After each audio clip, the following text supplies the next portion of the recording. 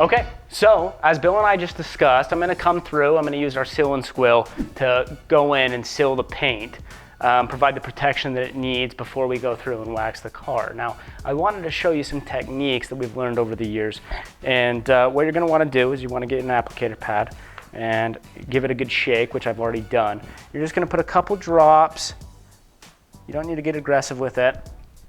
It's really forgiving. And you're gonna wanna spread it in the way that the wind would blow over the paint. So in a back and forth motion here, making sure not to get it into any of those cracks, because that's a real pain in the you-know-what to get it back out. So, and what you're gonna wanna do is you'll leave it for, about 5 minutes, letting it kind of penetrate into the paint pores, and then we'll come through and wipe it off with a microfiber towel.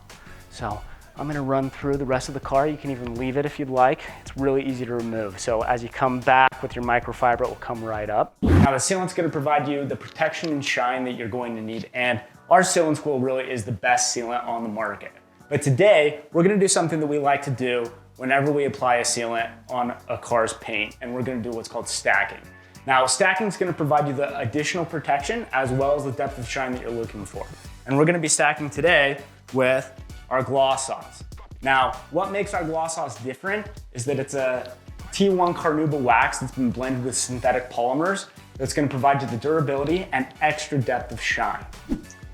I get so excited when I get to wax a car because it's such a therapeutic process. And gloss sauce just goes on so easy.